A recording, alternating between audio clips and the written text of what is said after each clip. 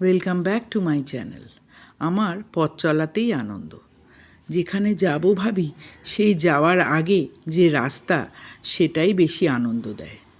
যখন ভাবতে থাকি এই ট্রেনে উঠব বা এই বাসে উঠব, তারপর এতক্ষণ ট্রেনের মধ্যে একসাথে সবাই গল্প করতে করতে যাব, সেখান থেকে নেমে গন্তব্যে যাওয়ার আগের রাস্তা, এগুলোই আমায় বেশি আনন্দ দেয়।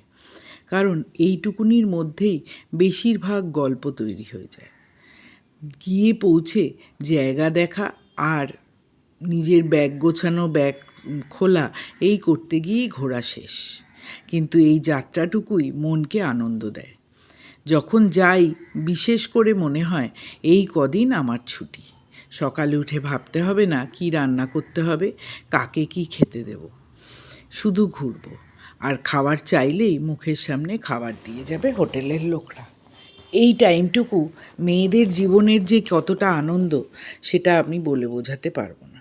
শুধু মেয়েদের কেন, পুরুষ মানুষদেরও তাই, তবে মেয়েদের যেন একটু এক্সট্রা আনন্দ।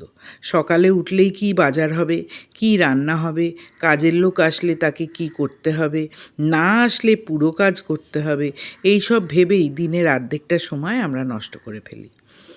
যখন কোথাও থেকে একটু খবর আসে যে আমরা কোথাও ঘুরতে যাব, সেই আনন্দে দেখবেন কাজের ইচ্ছেটা অনেক বেড়ে যায়। মনে হয় কবে যাব, ব্যাগ গোছাবো, কী নেব, কি দেখব। আচ্ছা, আপনাদের বলে রাখি, এই রাস্তাটা তিনপাত্তি মোড় থেকে নিউ জলপাইগুড়ি যাওয়ার রাস্তা। এইখানে যাওয়ার পথে যা যা আমি দেখলাম সেগুলোই তুলে ধরলাম। যদিও এই রাস্তাটা আর 5টা রাস্তার মতোই একই, তবুও যখন বলছি আমি নিঃশ্বাস নিতে পাচ্ছি সেই জায়গায়। কারণ সদ্য ঘুরে আসা জায়গা তো।